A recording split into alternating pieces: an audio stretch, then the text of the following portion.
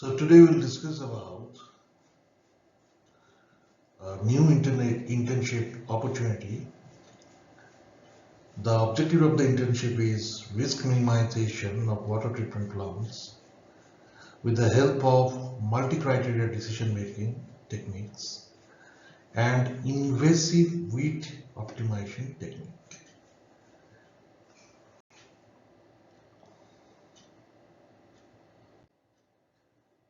So how you have to move towards your objective. So as you know, any water treatment plant is made up of different functional units which has its own objective.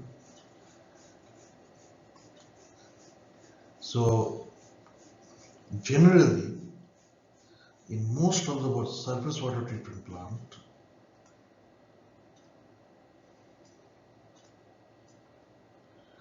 this is for surface water treatment plant. Okay. So for surface water treatment plant or SWTP, water is collected from any surface water source, be it wetland, river, pond, anything, and it is collected through a gate which is known as intake gate. Here what happens, all the suspended debris which has a big diameter, they get filtered out and the rest of the water passes through the gate inside the treatment plant. And from this intake gate, a penstock is there, or an open pipeline is there, and this pipeline carries the water towards the aerator. Okay. In aerator, what happens? There is a pump which aerates the incoming water to increase the oxygen content of the water. After aeration, the same water which has enhanced oxygen in it, it goes to clarifogulators.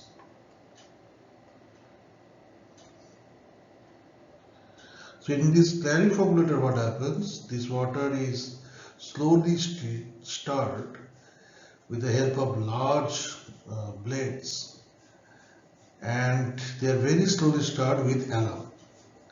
And what this alum do is, any type of dissolved solids in the water, they get attached to those dissolved solids, and when they get attached, their weight increases, and due to the gravitational pull, they are deposited in the bottom of the tank. So clarifogulator is actually a big tank, radial tank, with two giant fin or giant blade. These blades are slowly rotated, and these blades actually acts like a stirrer. And their job is to mix the alum with the incoming water. So when the water comes out from clarifogulator, it is free of dissolved solids. Okay. So after clarifogulation is done, the next step is chlorination, where all the bacterial content is killed with the help of the Cl- ion. And yes, sorry, before the chlorination, in some water treatment plants, there are also something known as filtration bed. In this filtration bed, any type of suspended solids, sometimes bacteria also, it gets filtered when the water is passed through the filter bed. Depending upon the quality of the filter bed used, the different types of toxic materials is filtered out from the water. Now after this filtration is done, that water is actually passed to the chlorination tank, where it is mixed with nascent chlorine or pre-chlorine, what I said. And with the help of chlorine, all those type of bacteria and all this biological microbacteriums are killed. And then the treated water is sent out of the plant for distribution to the consumers.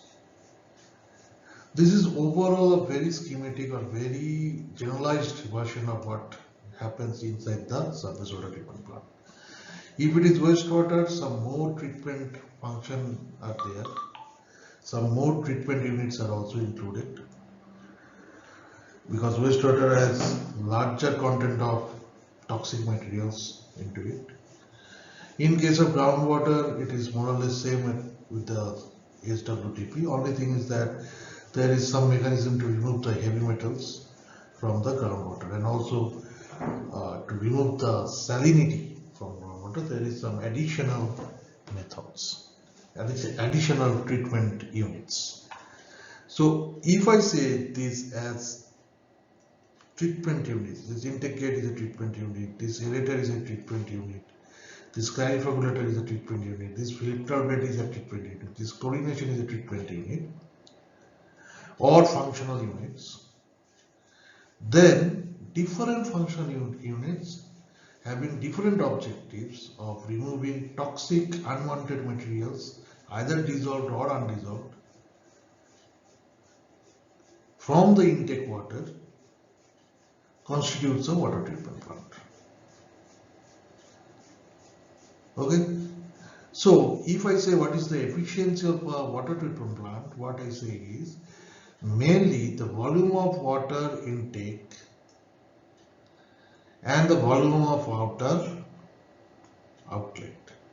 That means the amount of water coming inside and amount of water treated and distributed towards the consumers. The ratio of these two, this output and input, is known as the efficiency of the surface water treatment plant. So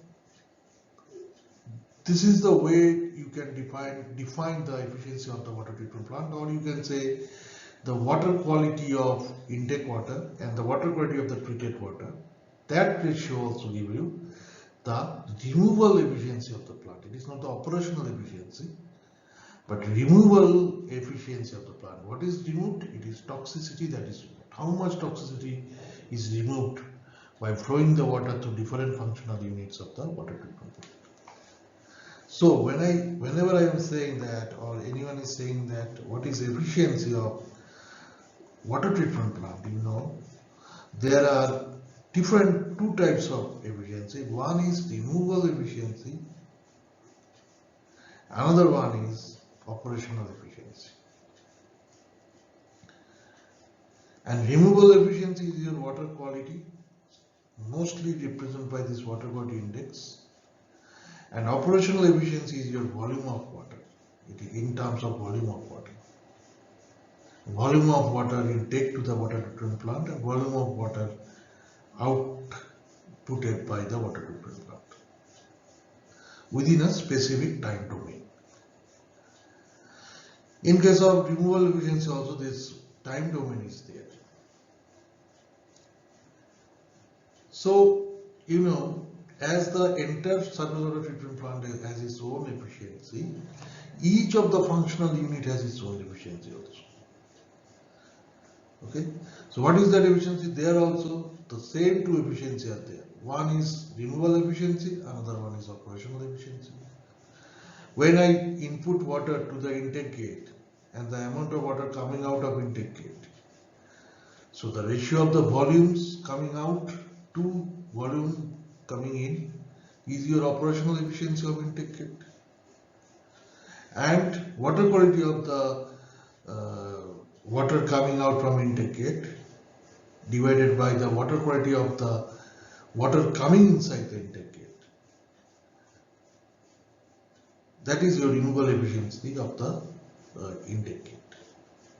Because after coming inside the intake gate, all the large suspended materials is removed from the water. So if there are 100 number of suspended materials, after passing out, if there are only 20 suspended materials, then what is the efficiency? 80%. So similarly, you will find operational efficiency for aerator and removal efficiency for aerator. In this aerator case, removal means it is not actually removal, but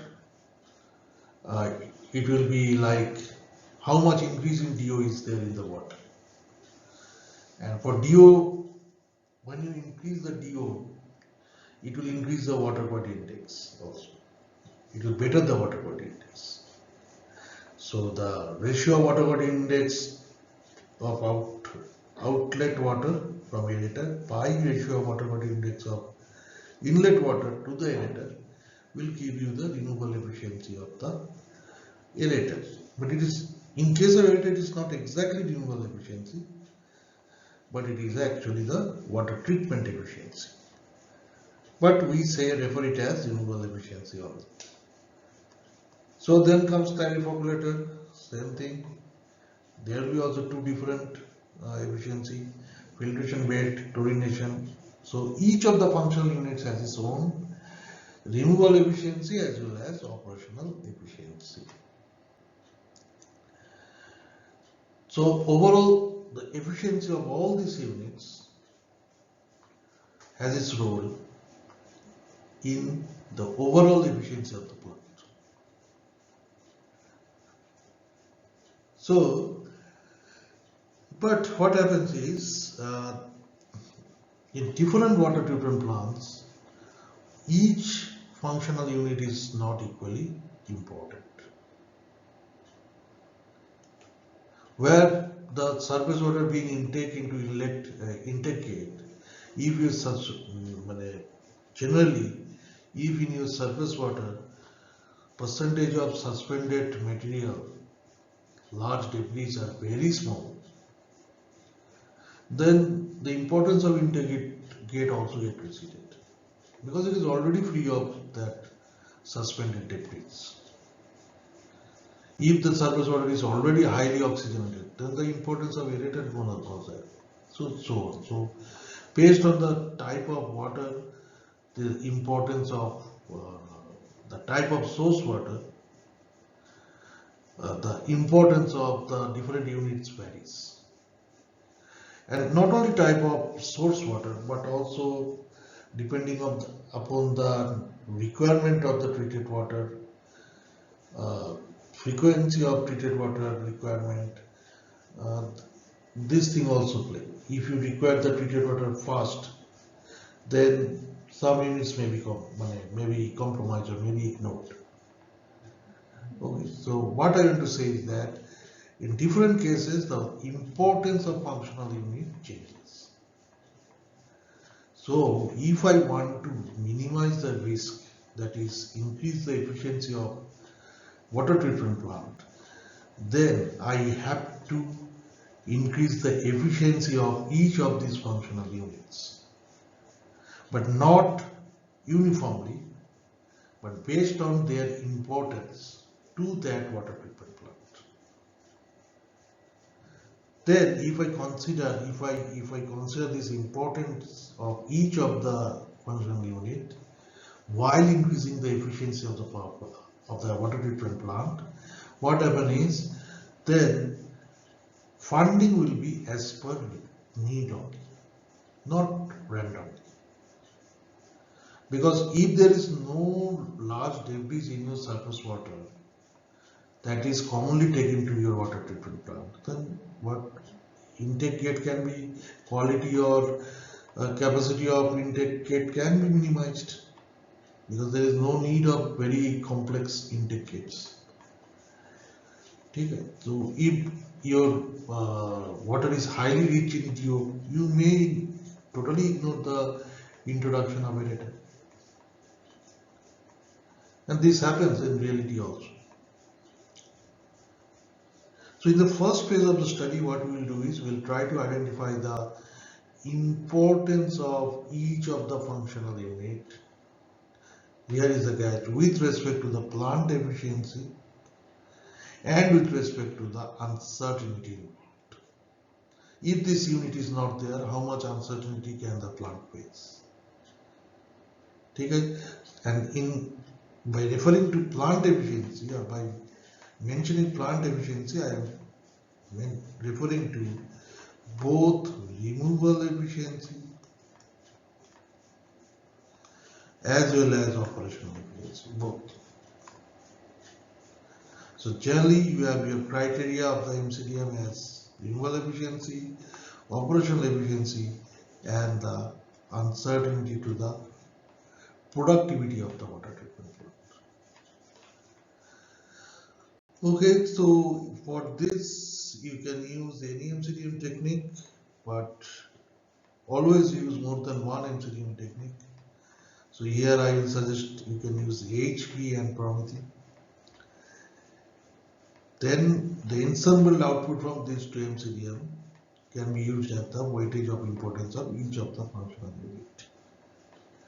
And after you find out the weightage of importance of each of the functional unit, then you have to develop the objective equation that you want to optimize. Okay, so how you will develop the objective equation that you want to optimize?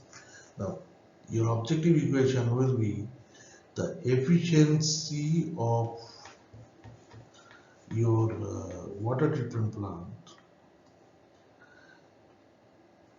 is equals to actually the function of operational efficiency as well as function of removal efficiency, correct? Now this operational efficiency is again function of the operational efficiency of each of the units, right? Along with the weightage of its importance. That means what we want to say is that you can write it as a function of Wn multiplied by what can I say, function n. So this is actually the magnitude of your functional unit, or to be more precise, it is the present or current efficiency of the functional unit. If I am considering operational efficiency, it is operational efficiency. If I am considering the removal efficiency, then it is removal efficiency. The main thing is that this is the efficiency of that functional unit multiplied by its weightage of importance, and then they are summed. Okay?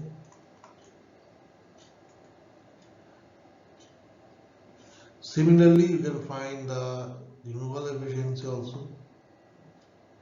So these are also in the same manner, they are also a function of this function. Okay, now?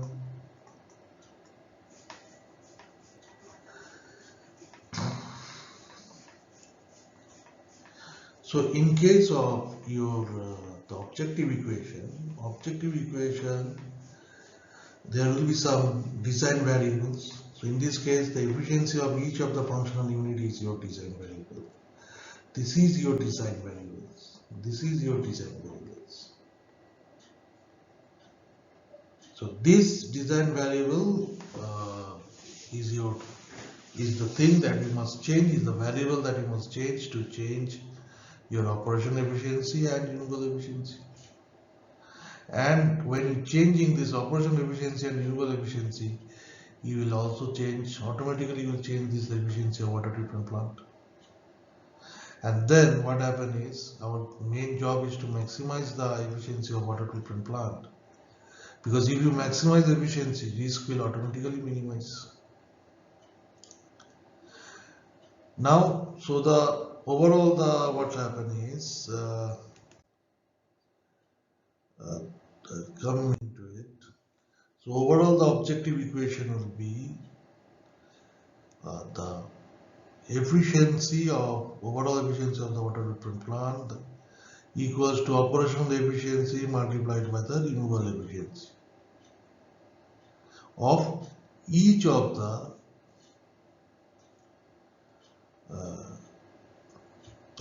first is this efficiency of water treatment plant is overall operational efficiency of the water treatment plant and overall removal efficiency of the water treatment plant, where operational efficiency of the water treatment plant is summation of weightage of importance of the functional units multiplied by the efficiency of the functional units. Okay? This is actually F means efficiency of that functional unit, nth functional unit, and this Wn is the weightage of importance of that functional unit. And then another thing is RE, here also summation weightage M into FM. So this one is actually, as I have multiple times I have said, this one is the efficiency of each functional unit. Okay.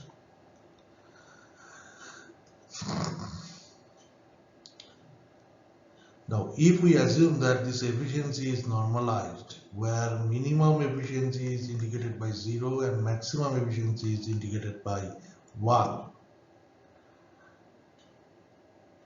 then this efficiency, both Fn or Fm, will vary within 0 to 1. And here they can take the values of 0 and they can take the value of 1. And this Fn and Fm is actually your design variable of this problem.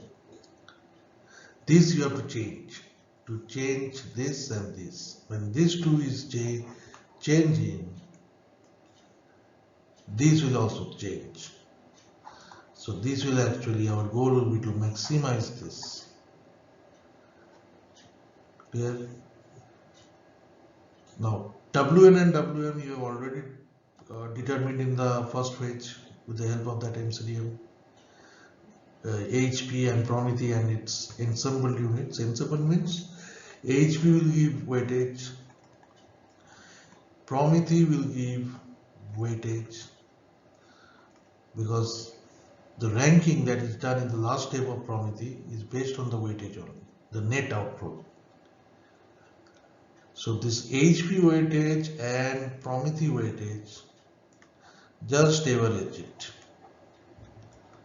This average will give another weightage. So this Wn and Wm is that weightage. So this is the objective equation and this is your design variable. Constant is 0 to 1, as I've already said. Actually this minimum 0 is actually equals to the lower bound constant and this is the upper bound constant, as I have already mentioned.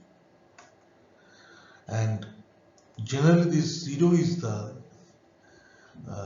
minimum efficiency that a unit can have, and this 1 is the maximum efficiency that a unit can have. So generally one functional unit can have 0 efficiency or can have the maximum of 100 efficiency. So that this is that. So this way the objective equation is there. Now what we will do is you will use this invasive width optimization technique. Fire, I think it is fish swarm optimization technique and glowworm optimization technique. So these three methods will be discussed next. But what you will do is for IWO there will be a maximum value of water treatment efficiency. For FSO there will be another maximum efficiency, and for GWO there will be another maximum efficiency. So you will see which one is the best. That means if Emax for IWO is greater than Emax for FSO and also greater than Emax for GWO, then IW is the selected one. But not only this, now as you know, the optimization technique is an iterative technique. So you will do either 1000 iteration or 500 iteration. So for each iteration there will be a maximized water treatment plant efficiency. So you can easily find from this efficiency yielded at each iteration. If you average that, you will get an average efficiency. So that average efficiency is need to be compared also. So I will write E average of IWO if it is greater than E average of FSO and also greater than the E average of GWO. Then for best value IW selected, for average value IW selected. Now the worst value. So as I've said, there will be 100 iteration. So for each technique, suppose I will iterate it for 500 times. That does not mean that it will go on to 500 times. If the termination criteria is matched or achieved before that, then it will terminate there only. But let us say 500 iteration is there and all this technique has has reached this 500 iteration. Then for each iteration there will be one optimized efficiency given by all these three methods. So you have already found out the maximum efficiency given by all these three methods and compared. And then you have found the average of this efficiency and that also you have compared. Now you find the minimum efficiency yielded by all these three methods among these 500 iterations. And then compare it also. If this minimum efficiency also satisfies this condition, that is for IWO efficiency, maximum efficiency, average efficiency and minimum efficiency yielded by IWO algorithm is more than the same for FSO and this GWO, then the result from IWO will be selected as the best result. And then at that point of optimality, the corresponding value of the design variables, that means this,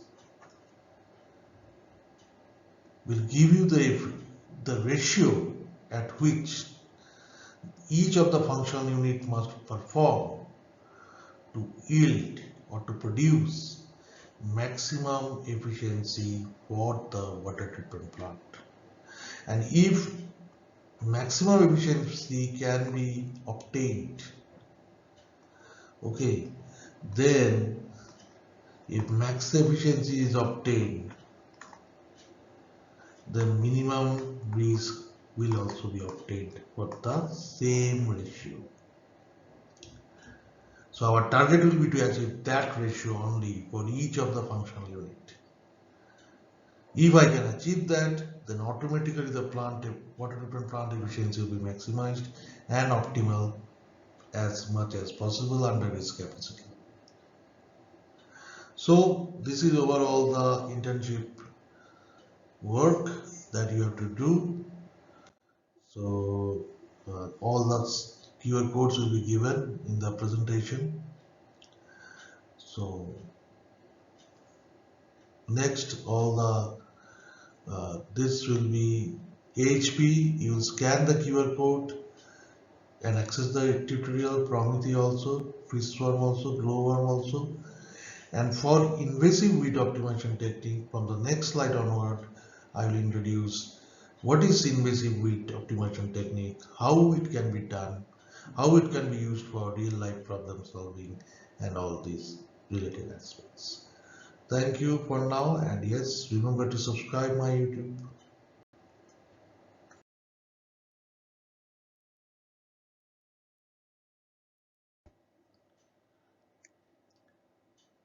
Today we'll discuss about another meta-heuristic algorithm which is known as invasive width optimization technique.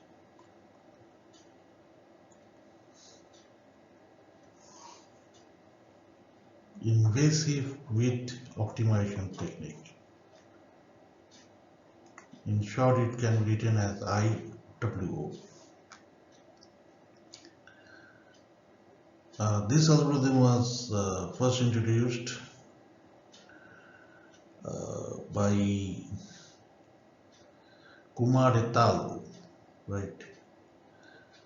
And so we'll just give a brief introduction of its background and how you can solve optimization problems with the help of this width optimization technique, invasive width optimization technique. Now, as you know that in any agriculture field, you can harvest crop, and when you harvest crop, you'll find that weeds will also grow. So, with this crop, weed is your byproduct, but as you know, weed is invasive species of plant which do not have any agricultural values, but it occupies its forced occupation of space, of the agricultural space. What happened is often reduce the productivity of the crop. Now, how weeds reproduce? It involves only 4 steps. The first step is, with the help of some agent like wind, seeds of the wheat come into your agriculture field, and it gets scattered in different parts of the field. Now the seeds will germinate and produce weeds, and once that weed gets matured, it will start to produce seed, and that seed will be spread by the wind with the help of same agents, wind, with the help of the wind, throughout the present cultivation field or agricultural field, and also to other agricultural field as much as the wind can take it. So seeds are generally floated in the wind, or the wind carries the seeds and again place them in the current agricultural field, or depending upon the strength of the wind, it can also carry it to far away fields.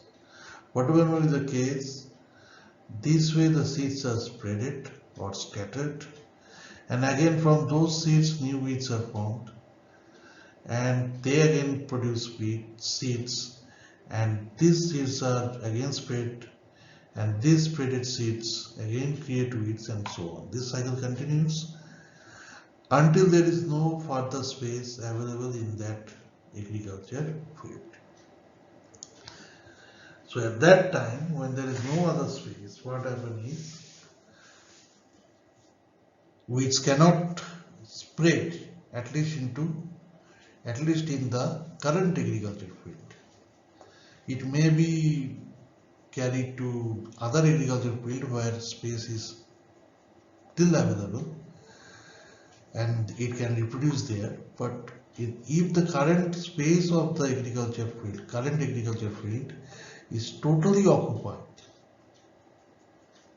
then it cannot produce any more wheat in that agriculture field at least.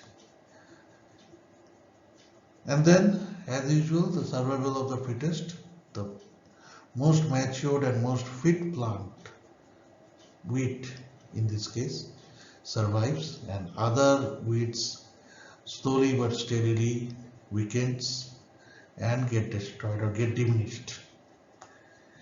and so this way that wheat stands tall, and when it again gets some space in that current agriculture field, it again start to germinate. So this is the way wheat spread its population. So in summary, we can say that initialization of population of weeds, that means when the seeds come into a certain agriculture field from distant space with the help of the wind. So generally wind carries the seeds into your agriculture field or the current agriculture field. Second is, of course, reproduction. Reproduction means seed production, because seed is the only way wheat can reproduce. And once the reproduction phase is completed, seeds are scattered, which we refer as seed distribution, or in many literature it is also known as spreading of seeds. And ultimately, what happens, as I say, when the space is covered with weeds, no further wheat can be reproduced. Then what happens? The most fit, most adaptive wheat stands tall, and all other weeds get diminished or get decayed. And that place is again taken by new weeds or the crop you are cultivating. So ultimately, the fourth step is survival of the fittest.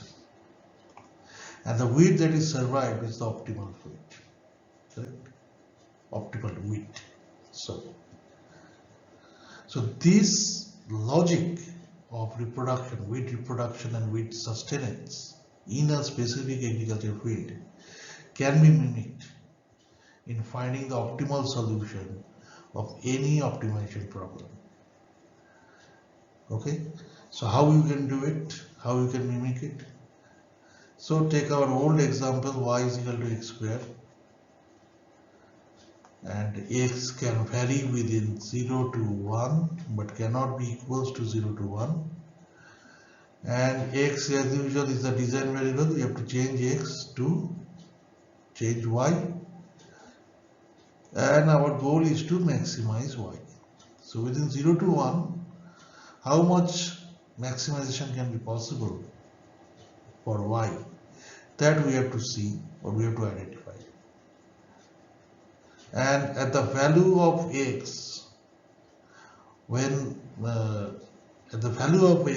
y become maximum, that value of x is known as the optimal solution. So here we can change the values of x within 0 to 1, but how we can change the values of x from 0 to 1, that will be decided by the type of optimization technique you are using. So here we will use the invasive weight optimization technique to find the optimal solution, that is the value of x at which y is maximum. So for that, as usual, in case of any other materialistic, the first step is initialization. Initialization means randomly within the feasible domain, the value of the design variables are generated. Here our design variable is only x, only one variable, so I can generate the, suppose 10 values, 10 random values of x. But all these 10 random values must be generated within 0 to 1. That means it can never be less than 0, never be more than 1. And in this case I have said x cannot take the value of 0 or 1. Matlab, x cannot be equals to 0 or equals to 1. So within more than 0, less than 1, any value it can take. And this domain of feasible values is also known as region of feasibility or acceptance. Okay.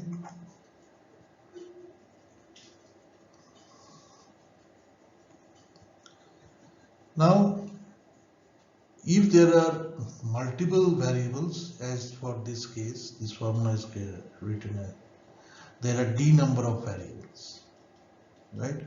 Then you can generate n number of values. Okay, but here we have only one variable and we are generating 10 number of values for x. So that is up to you. You can also generate 4 number of values of x. That is, of course, and always it depends upon the optimizer, that is you. So once we have generated the random values of x within the feasible domain, the initialization step completes, and from initialization we will go to the seed reproduction stage or seed production stage. So the formula is like this. This is how many number of seeds it can produce will be determined by this formula. That is SP is equal to S minimum plus FP minus FW multiplied by FP minus FW divided by S max minus SP. So what are they? Now, after generating the random values of x within the feasible domain, you must find the fitness of these x's. So how to find the fitness of x in this case? Look, we are targeting to find the maximum value of y. So if x1 is greater than x2, suppose we are trying to find the maximum value of x, correct? So if I put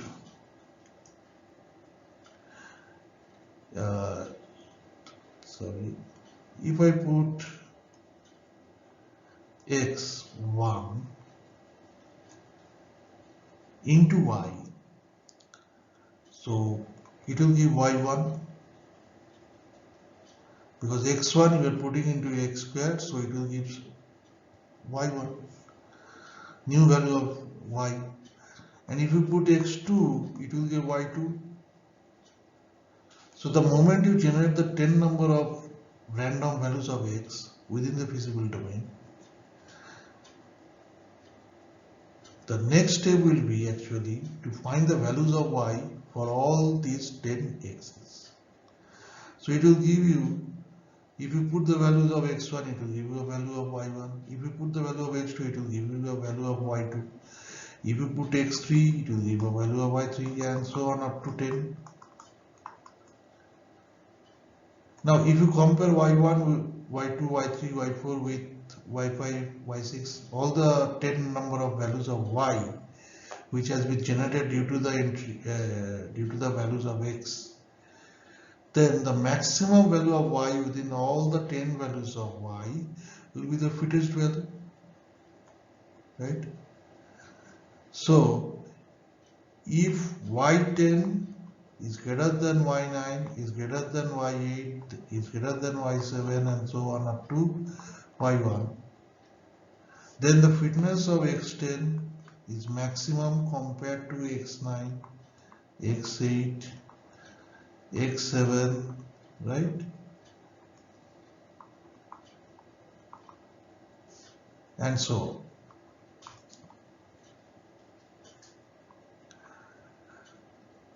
Because our goal is to maximize y, and due to the value of this x, y has a greater value. Suppose x9 is your 3, so y will be 9. x10 is your 4, so y will be 16. So according to our equation and according to our goal of optimization, which one is better? y10. And for which value of x10, y10 is 16? It is 4. So x10 is fitter than x9. So you have to find the fitness value of all the randomly generated values of x by putting into the optimization equation or objective equation, which is this, and your goal of optimization will decide which one is fitted. Okay. Now what happens? Now you find the FP. Now let me come back. What is FB? First start with FB. It is the maximum fitness that was derived by using a certain value of x. In our case it is x10, because due to x10 I have got the maximum value of y. Among all the 10 values of y that was generated by putting the 10 randomly generated values of x, the value of y10 is maximum. Our goal is to maximize y with the help of this equation y is equal to x square. So the best value is given by when we enter x10. Correct? So the fitness of x10 is best. So FP will be your value of x10.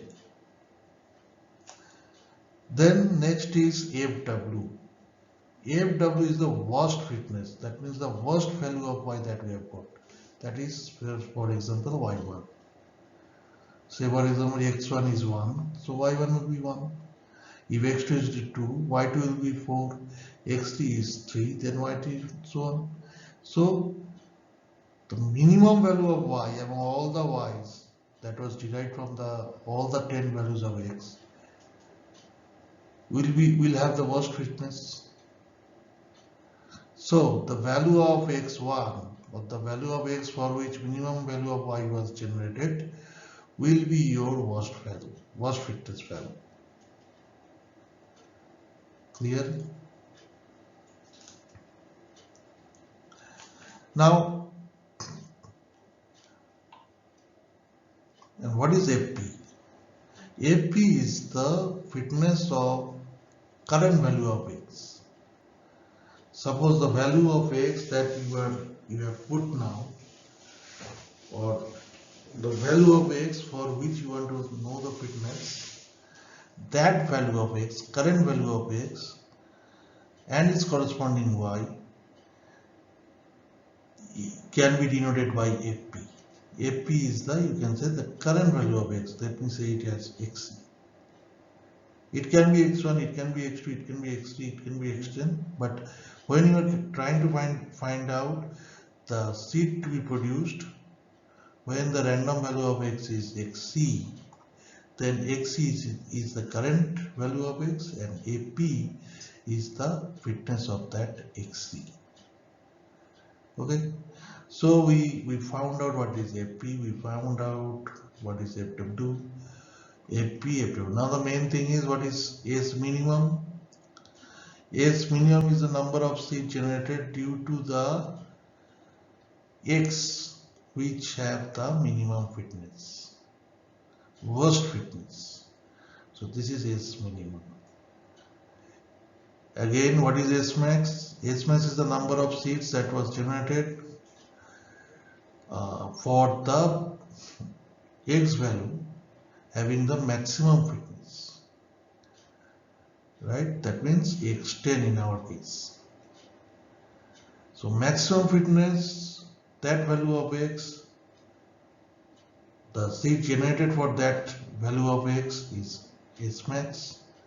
S minimum, worst value of x or worst value of y, the value of x due to which worst value of y was generated is S min.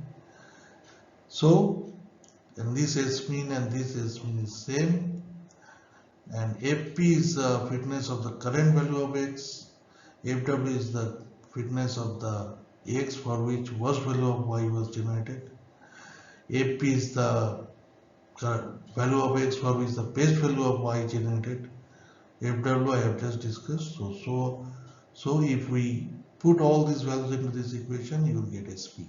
That is the seed that can be generated with the help of the current value of x.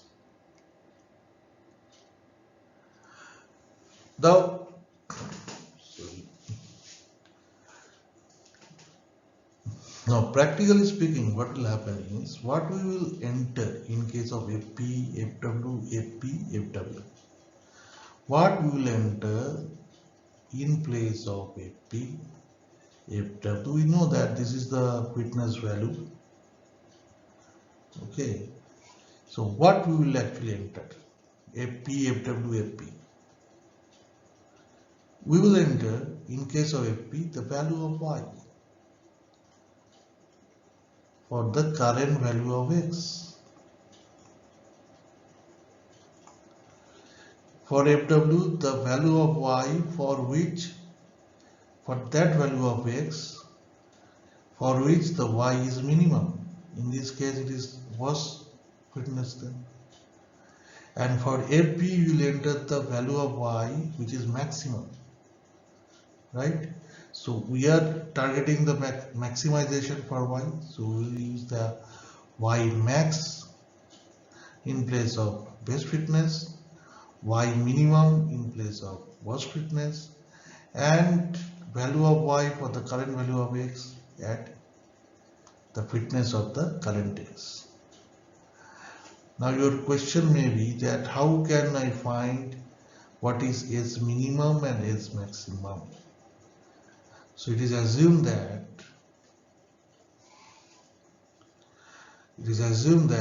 both are linearly related.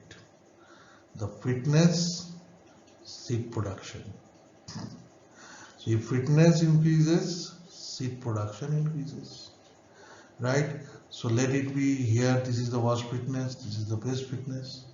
So just put like this, So you will find the minimum S, maximum S.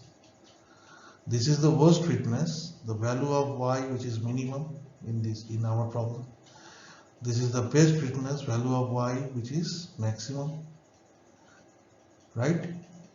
So this, for our case, it is the problem is of maximization. So when y is minimum, it is minimum among all the 10 y's generated. Then it is the worst, and best when it will be the maximum. And then what you will do, in the x-axis you place seed generation, number of seeds to be generated, and in the y-axis fitness value. Or you can do the opposite also, it is up to you. Now just draw the graph, because they are exactly linear. So you just draw the graph like this, and then put a perpendicular from B to onto the graph, right? And then from the graph to another perpendicular can be drawn to S mean. Again, similarly, from minimum fitness, draw a perpendicular on the graph, and from the graph another perpendicular to the x-axis. Now this is the origin is 0, 0, 0 to, so it can be 0 to the infinite. This can also be 0 to infinite. But of course, if we consider only the feasible value, feasible domain, then this can be up to the feasible domain, this can also be up to the feasible domain. But the way you generate the value of S mean and S max is, but draw a perpendicular from y-axis, from the worst value of y to the graph, linear graph, and from the best value of y to the linear graph, and from graph to the x-axis, perpendicular again, and point out the value at which this perpendicular intersects the x-axis. Clear? There are other methods also, algebraic method is also there, but this is the graphical method, most easy method. Okay, then as you have already calculated now what is SP. Now the next step is to find standard deviation. This is very interesting. Once the plant is produced and start to produce seed, how the seed is distributed. So the algorithm assume that first iteration the seeds are randomly distributed. Okay, and from the second iteration what happens? It follows a normal distribution path where mean is 0, but there is a number for variance. There is some number V. Okay, so what they do is they try to find the standard deviation of that normal distribution curve. You know mean is 0.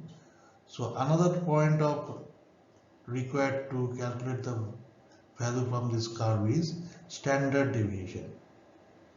You know, if you want to try to find the value of this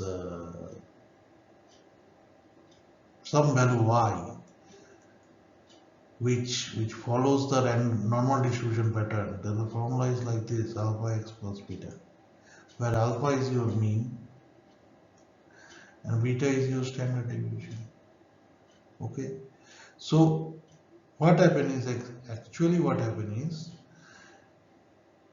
you are trying to generate a value from normal distribution curve where mean is 0 and standard deviation you are finding out with the help of this formula. Correct? So what is the formula? This is the maximum iteration. If you are doing 200 iteration, this is 200. This is the current iteration. If you are in the 100th iteration, you write 100. If you are the 0th iteration, you write 0. N is any number. It is assumed, most of the time it is assumed to be 2. And this is iteration maximum. This is also 200. Okay. And then multiplied by initial value of the standard deviation and final value of the standard deviation plus final value of the standard deviation. This will give you the standard deviation of the current iteration.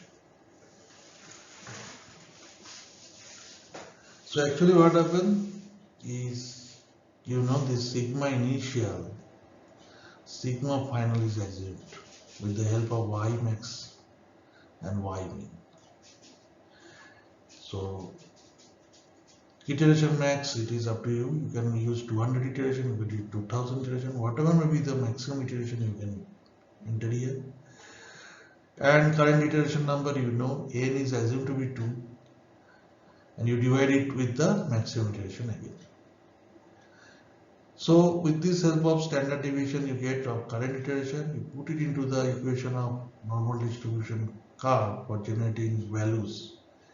You get iteration. You get the values of y, correct, which is required. Then after getting the seed distribution value, the next step will be to survival of the fitness, which one will ultimately stay. Okay, which one will ultimately stay in that field and again try to produce. This is the interesting thing to do. So here what we happen is we try to calculate P max is the maximum population allowed in that field. So suppose in your domain from 0 to 1 you are allowing 1000 number of x, not more than that. Then this is your P max. And then for the current iteration, whatever fitness you are getting, suppose for example you are using x is equal to 10, x is equal to 20, x is equal to 40, it's okay, but you cannot use x. You cannot use more than 1000 number of x or 1000 generation of x. When it is exceeding the 1000 generation of x, you have to stop there. Okay, or if you want to exceed that, then you have to satisfy this condition. If for your x, which is outside the 1000 pattern of x, 1000 number of pattern of x, if for that x you have a y which is better than the y generated from your known 1000 pattern of x, okay, then only you can include that value of x. Otherwise you have to stay with whatever the maximum fitness you have achieved with the help of this 1000 different variation of x. Is it clear? So this is, in short, this is your invasive weight optimization technique. But practically, how we will solve this problem, because there are some confusion, like what you will do with this standard deviation, what you want to do, and what you are doing with this number of seats, SP. What is their use, right?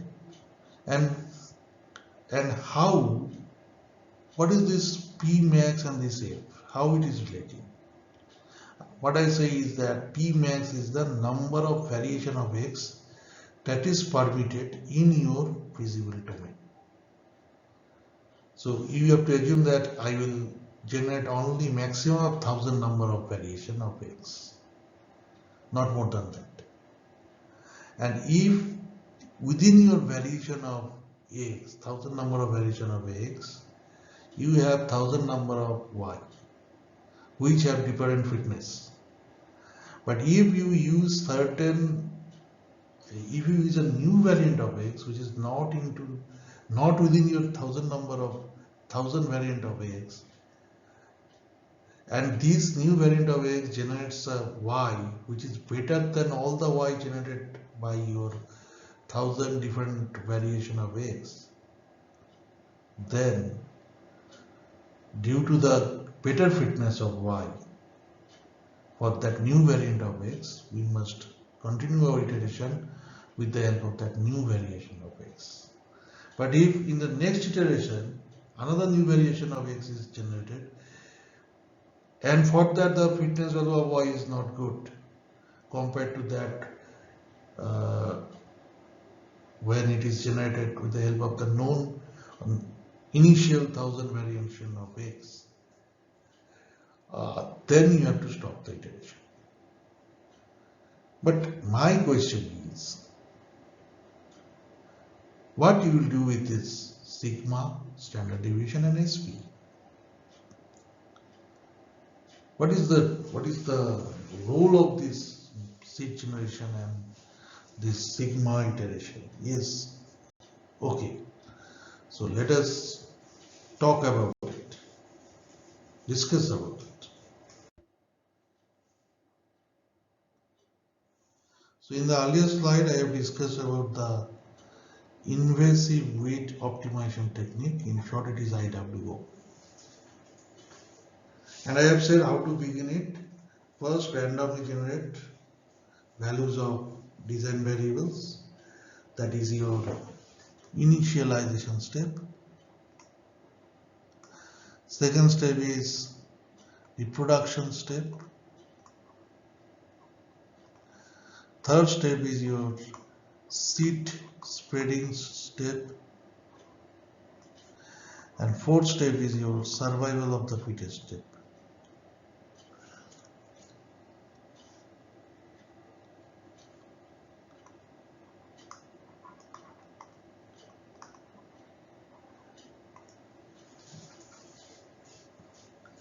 Now, whatever discussion we will have in this slide,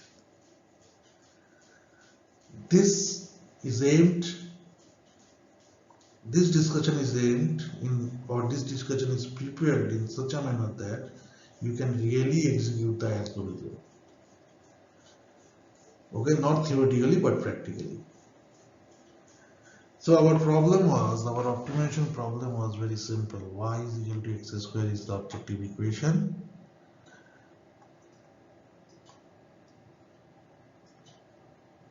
Our job is to maximize Y with the help of X. When you change X, Y changes, and we always will aim for increasing the value of Y, right? And X can be varied within 0 to 1, but it cannot take the value of 0 or 1. And X must belong to all the values of X that is being generated. It must belong to the set of real numbers. Matlab, imaginary number is not permitted. So this is our objective equation, this is the constraint, these two. And yes, our job is to maximize y. So as usual, if I change value of x, then only we can change the value of y. So we randomly generate value of x with the help of randomization function. We randomly generate value of x. So we can take 10 number of values, we can take 20 number of values, we can take 1000 number of values. It is up to us. Let us take 10 number of value of x randomly. So let me say that you have taken 10 number of value of x randomly, so it can be 0.1, 0.5, 0.6, 0.8, 0.9 and so on, any randomly 10 number of values, and you put it into this equation, right? So all these are value of x, so you put it into this equation, so you will get 10 different values of y, correct? Okay, remember, when you are generating 10 different values of x, no two values of x can be equal. So as a result, all the values of y that was generated will be distinct, unique. Okay, now you compare each y with the other, and as our job is to maximize y, so the maximum y among all these 10 number of y will be the best y, that means a y which have the best fitness value, or FB. So y max will be certainly FB, y minimum will certainly be FW, FW means worst, and each of the y has its own fitness function, correct, fitness value. So that can be written as F1, F2, etc. So next step will be the reproduction step. In case of reproduction, what we'll do is we'll try to find out the number of seeds that can be generated by a wheat. Okay, so the formula was like that, number of seeds to be generated. This is our question. This is what we want to find.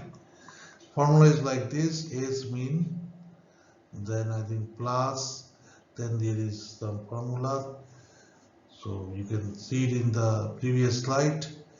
It is something FB minus FW and S max minus S mean, and here it will be some F best minus F current, right? So SP means S current. S current means any value of X for which a Y has been generated. For that X, you are trying to find out how many seed it can generate, right?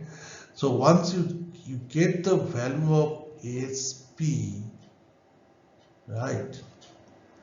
What do you do with this? You go to the next step, seed spreading. So here you will find how to find the standard deviation of this seed spreading.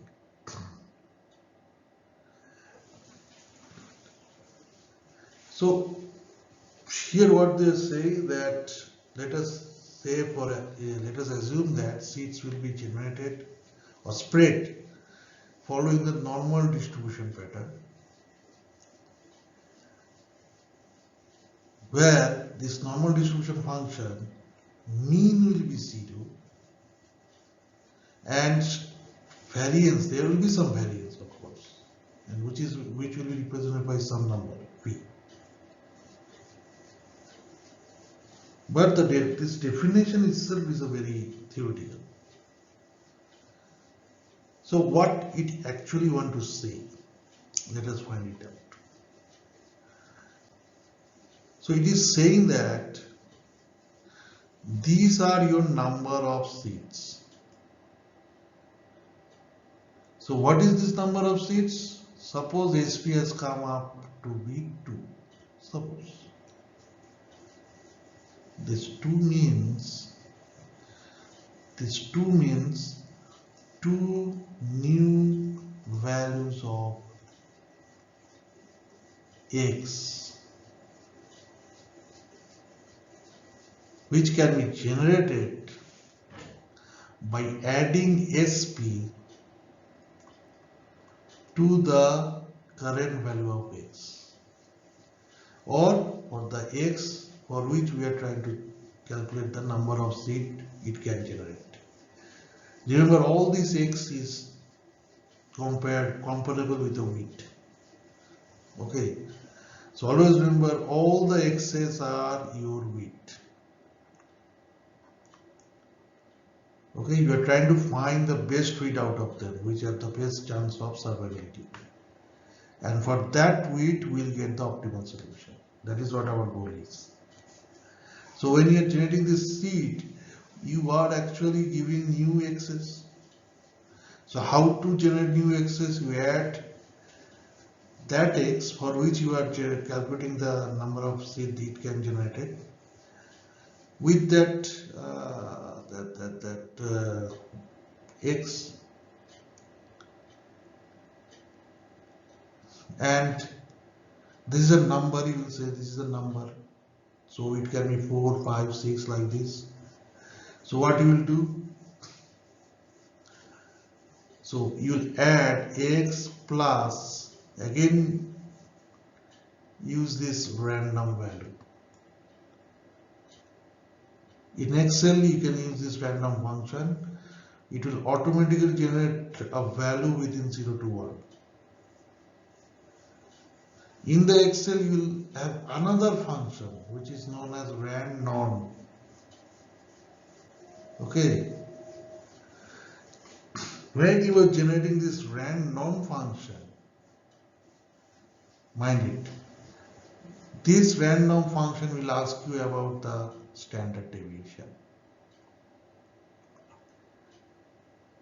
Okay, and this standard deviation is actually what you have found in the phase of seed spreading. That's sigma iteration equals to that sigma iteration max minus iteration mean divided by that formula. The formula that was shown in third step in the previous slide. Okay, and this sigma, this is the sigma that you will use for this random function, and you will get a random value which follows a normal distribution pattern. Okay, so that random value is required to be added to the current value of X, not this one. Right? And if your SP is 2, then you will add to the current value of X random that standard deviation, correct, one time, then again plus random standard deviation, right? So 2 times you will add 2 random values with your current value of X to generate 2 new values of X. Why 2 times? Because if your SP is 2, then you generate 2. If your SP is 4, generate 4. SP is 6, generate 6. So it's so on. So that is why they are generating SP to indicate how many new values of X you can generate. And then they are finding this standard deviation which can be used in the random function of Excel, where they will be required, or they will ask for the standard deviation, value of the standard deviation, for which you want to generate a random value from the normal distribution pattern. Remember, each normally distributed data set have a sigma, have a mu. But often if mu is 0, then when you are using this random function, Excel will generally only ask your sigma, not mu. So when you give this sigma, then it will give you a randomly generated value which follows the normal distribution pattern. And if your seed is 2, then you 2 times you have to generate this, and 2 times you have to add with this random value following the normal distribution pattern to your current value of x to generate 2 new values of x. And then you calculate the fitness function of those 2 new values of x, and so on. So that is why in this reproduction phase, you are determining how many number of new variation of x can be generated from your current value of x. So these 10 values that you have randomly generated at the initialization step, it can generate 1000 new values of x. Okay, and that will be determined by this function, this formula, number of seed formula, which you are calculating in reproduction stage. And how to generate these new values of x? By adding random values of x following the normal distribution pattern with the current value of x. And this random value of x following the normal distribution pattern will ask for standard deviation. That standard deviation is nothing but the standard deviation that you are calculating at this stage. Now you are generating random values of x, you are generating by putting the random values of x into the y, you are generating new values of y, but not all values of y will be accepted. So how many values of y will be accepted? That will be decided by this survival of the fittest state. In there, P max is the maximum number of different variation of x that can be allowed in the iteration. Okay, so this can be determined at the beginning. If you are allowing 1000 new values of x only, maximum 1000, then 1000 new variant of x will be accepted. When a new variation of x is generated somehow, which is the 1001th x, then you have to test whether the fitness or the y for that 1001th x is better than all the y generated by the 1000 different but allowable variation of x. All those 1000 y's is worse than the y generated by this new value of x. If it is worse, then you can include this x, this new value of x. But if it is not, then you have to go with the best value of y and the value of x for which you have got that base value of y, which is allowable in the initial new variance of x, P max. That means if you are allowing 1000 new variation of x is generating at a time 10 number of x is generated in the initialization phase.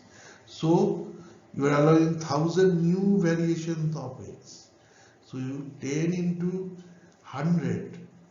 After 100 iteration, you have to stop because no further new values of x is allowed by you only. Now, if a new variation is generated and it is outranking the existing variation of x's for which there are existing y's, but the new x is outranking that y, then only that new x will be included, otherwise it will not be included. So that is the justification or virtue or objective of the last step, survival of the fittest. Now what happens if a new variation of x is generated which is outranking the existing y's, then the iteration will continue. Because we always go for the optimality. More optimal the better.